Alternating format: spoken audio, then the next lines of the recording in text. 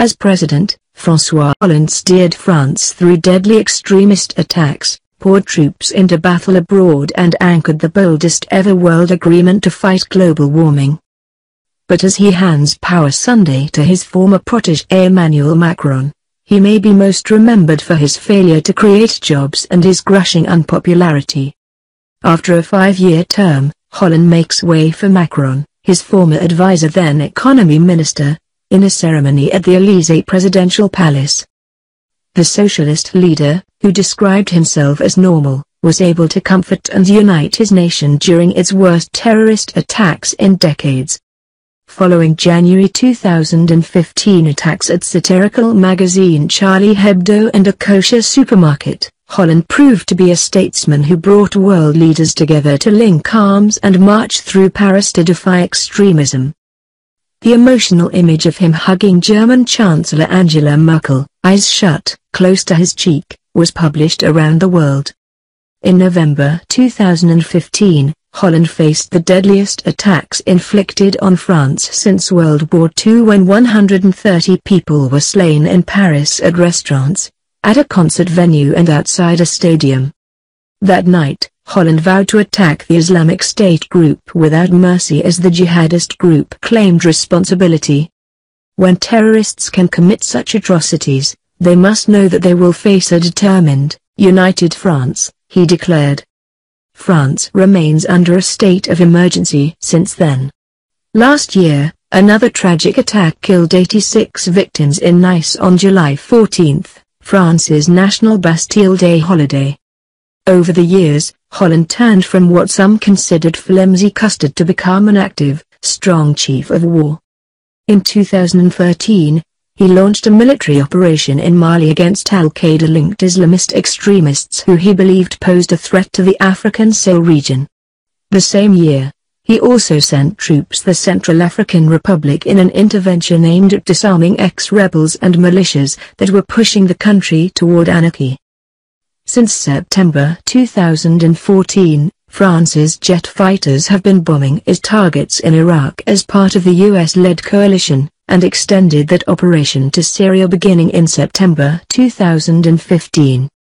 During Hollande's term, France achieved a seemingly unachievable triumph, uniting the world to seal a global climate pact. The Paris Climate Agreement, adopted on December 12, 2015, was the culmination of more than a year of intense diplomatic efforts by France. In a unique gathering, 151 heads of state came to Paris to give the negotiations a political push on the first day of the conference. Hollande, as host of the UN Climate Change Conference, became committed to a cause that he once barely paid attention to.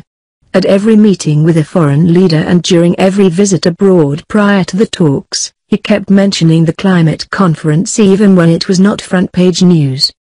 Calling the agreement historic, Hollande urged the United States to respect it as irreversible following the election of President Donald Trump, who is firmly against regulations on businesses.